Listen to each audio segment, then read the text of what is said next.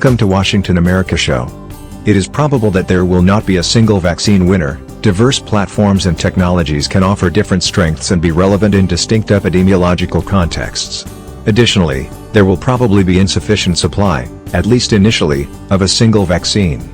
However, collaboration and standardized approaches for assessing different efficacy endpoints will be important to allow meaningful comparison and ensure that the most effective candidates are deployed.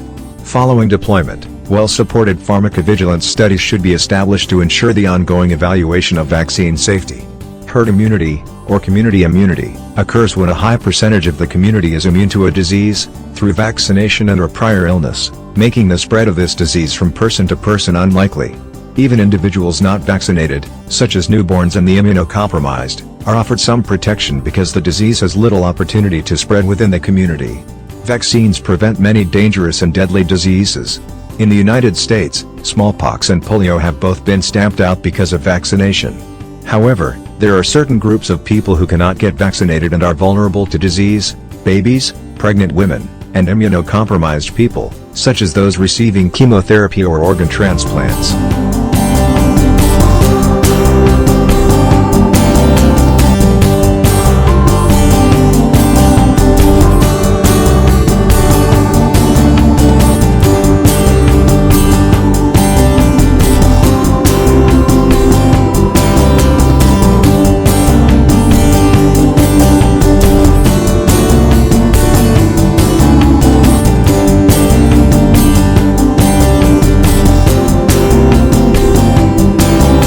Certain groups of people are vulnerable to disease.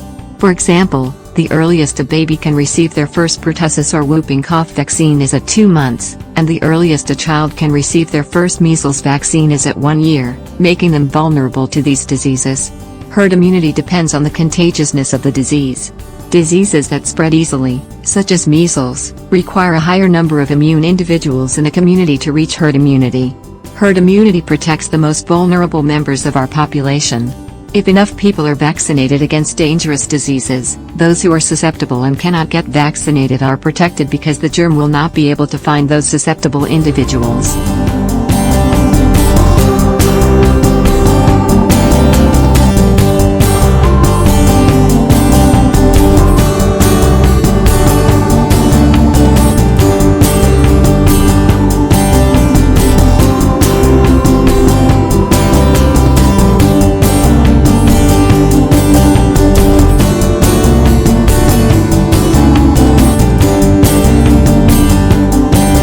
COVID-19 is a very contagious disease.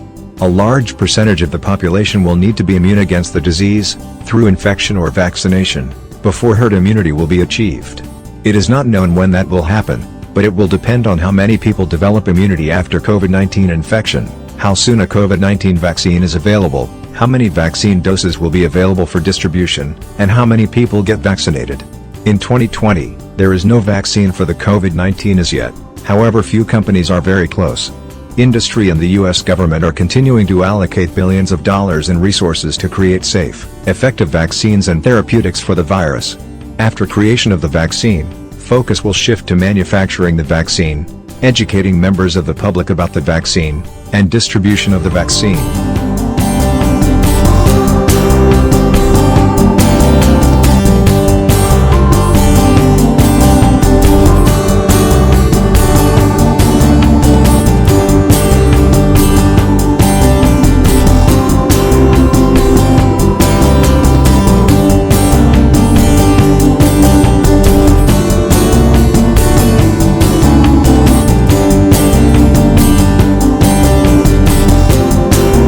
Although these efforts will take some time to achieve, vaccines have proven to be the safest, most cost-effective way to protect people from disease. Measles was declared eliminated in 2000. Yet in 2019, there were 1,282 cases reported in the U.S. Outbreaks of vaccine-preventable diseases still occur when too few individuals in a population are vaccinated. Outbreaks often begin with an imported case, someone who is traveling outside the U.S., or person coming into contact with an unvaccinated individual or people. These infected people then expose unprotected people to the disease. There are a number of reasons why people are unprotected. Some protection from vaccines wanes or fades after a period of time. Some people don't receive all of the shots that they should to be completely protected. For example, you need 2 measles, mumps, and rubella, MMR, injections to be adequately protected. Some people may only receive 1 and mistakenly believe they are protected. Some people may object because of religious reasons, and others are fearful of potential side effects or are skeptical about the benefits of vaccines. One of the drawbacks of herd immunity is that people who have the same beliefs about vaccinations frequently live in the same neighborhood, go to the same school, or attend the same religious services, so there could be potentially large groups of unvaccinated people close together. Once the percentage of vaccinated individuals in a population drops below the herd immunity threshold, an exposure to a contagious disease could spread very quickly throughout the community. Talk to your healthcare provider. Ask about your immunization status and if you and your family members are up to date on your shots. Staying on schedule with vaccinations not only keeps you safe, but also keeps your loved ones and your community safe.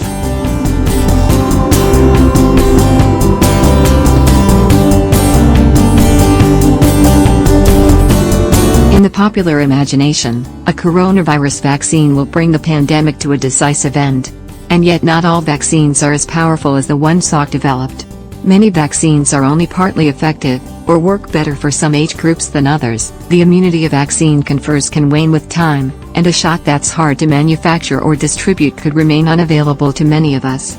The Centers for Disease Control sent a letter to state governments telling them to prepare for the possible distribution of a coronavirus vaccine this fall. It described the progress of Vaccine A and Vaccine B, almost certainly the vaccines being developed by a couple of companies.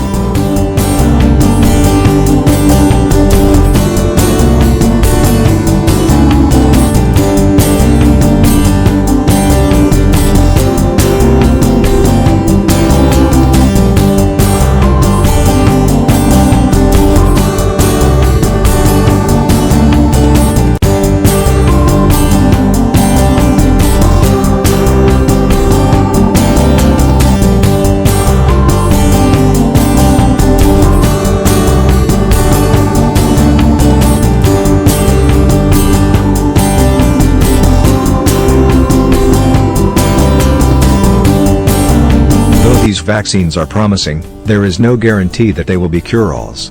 Unless you have a perfect vaccine, which very few are, you'll always have people who end up getting sick. With or without a vaccine, we're going to need other treatments.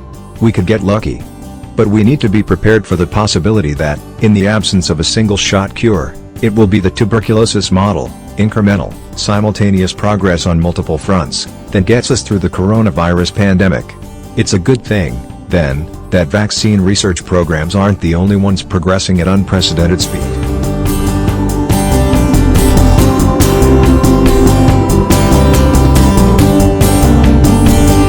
Three kinds of therapies currently in development: antiviral drugs, antibodies, and immunomodulators, may be ready soon. Alone or in combination with a vaccine, they could help us turn the tide. There are lots of ways to fight back against SARS-CoV-2 and COVID-19, the disease it causes. We can limit the virus's spread in the population at large. We can also build barriers against infection for at-risk people, such as caregivers or essential workers, in particular. We can devise therapies that prevent the newly infected from getting worse, and we can create interventions that target the sickest and give them a fighting chance. By surrounding the virus in this way, we can make it less contagious and lethal, changing the character of the pandemic.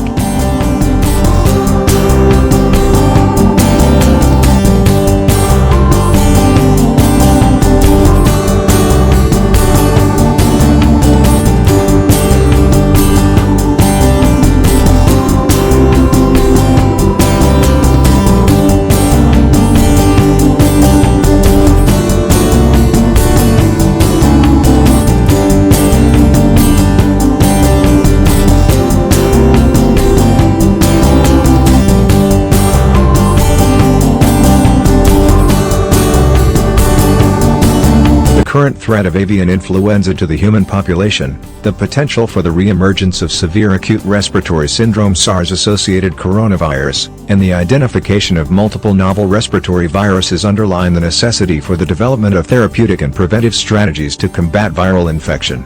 Vaccine development is a key component in the prevention of widespread viral infection and in the reduction of morbidity and mortality associated with many viral infections.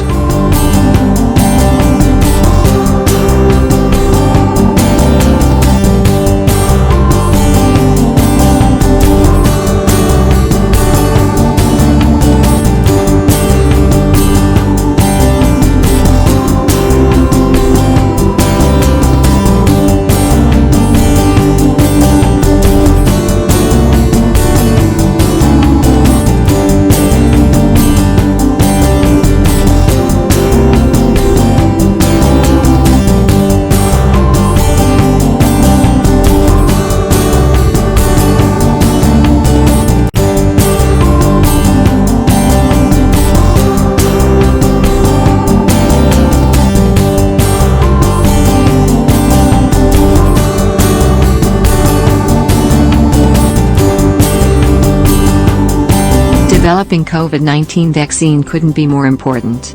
Those of you at high risk for catching the virus due to age, work environment, location, or a chronic medical problem face an enormous challenge in keeping yourselves and your loved ones safe. There's something you can do. Medical researchers are committed to changing the course. Right now, few companies need adults 18 plus to step up and volunteer for research studies testing investigational COVID-19 vaccines. If you are between the ages of 18 and 84 with no history of COVID-19, please consider participating.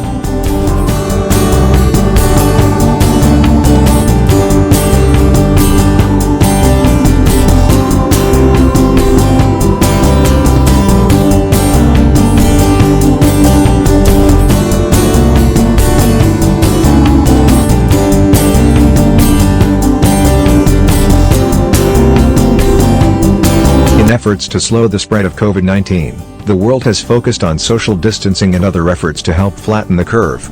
It's essential to continue the efforts, but the only way we'll emerge from this crisis is with treatment and a vaccine. We won't beat this disease fully until we beat it everywhere, so we need to ensure vaccines reach people at risk wherever they are, regardless of nationality.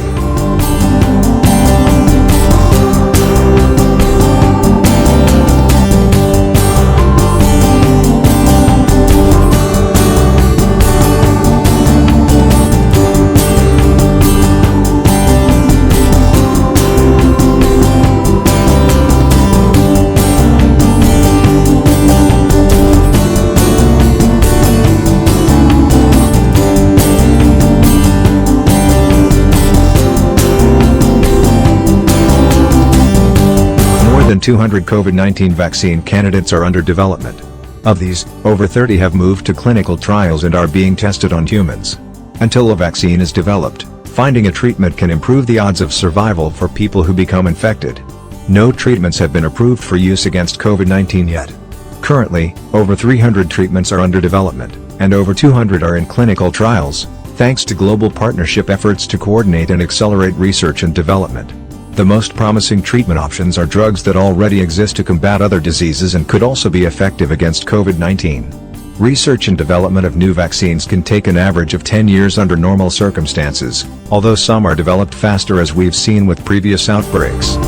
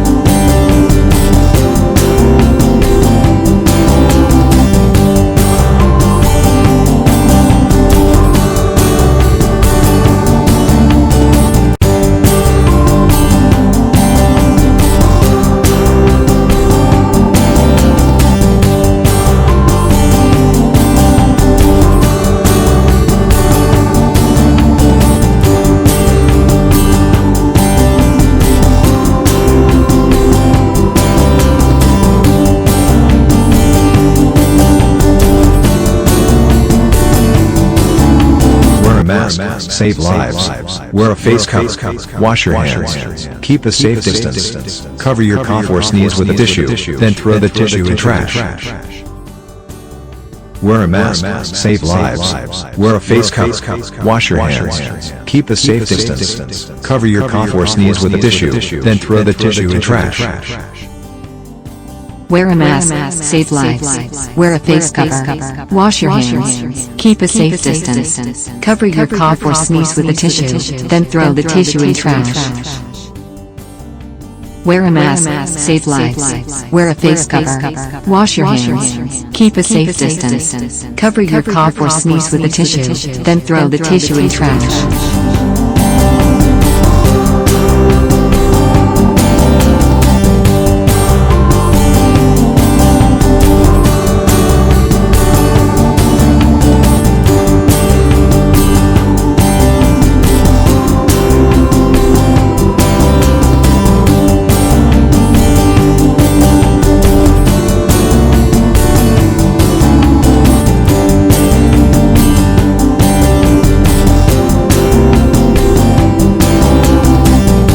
Taking a vaccine from conception to the clinic is usually a long path. It is essential to show that vaccines are safe and effective, so they undergo rigorous testing in multiple phases before they reach humans. We can't wait for business as usual with COVID-19. We need to build the capability to get the successful vaccine and treatment to everyone who needs it, and fast. Governments, business, and philanthropists need to step up. This includes investing billions to fund research, development, and supply of treatments for all, and support for public health measures in countries with the weakest health systems. Given the urgency of this outbreak, governments may allow experimental vaccines to be given to high-risk patients before they are approved for widespread use. The process could also be accelerated with WHO pre-qualification, meaning the vaccine has met international standards for safety and efficacy.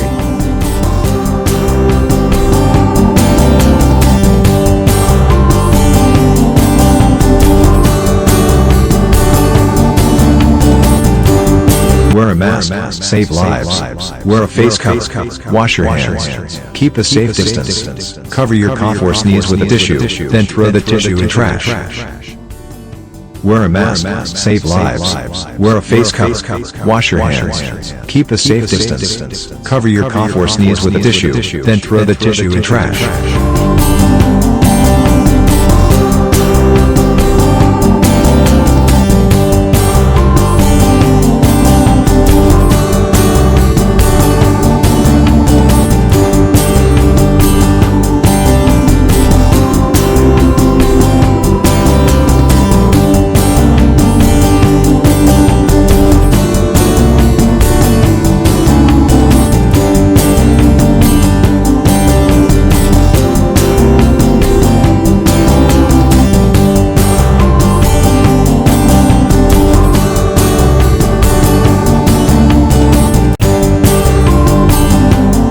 Wear a mask, save lives.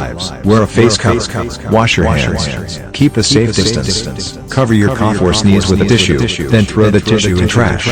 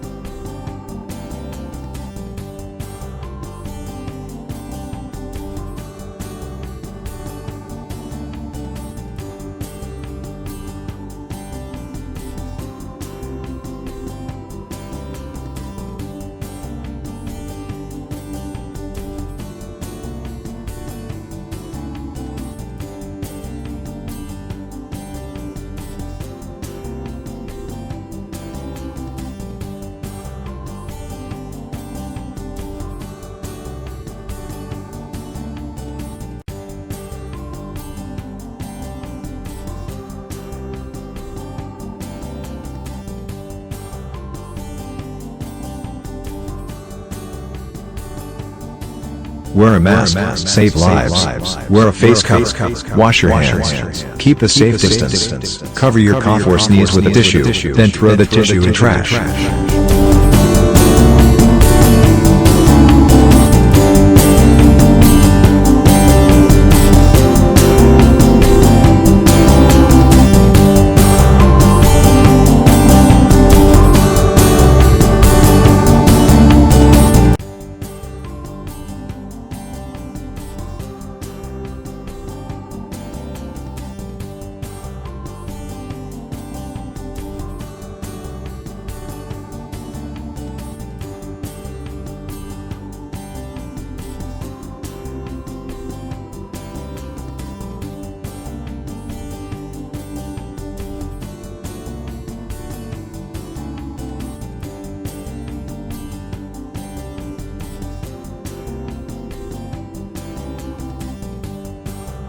Wear a mask, save lives.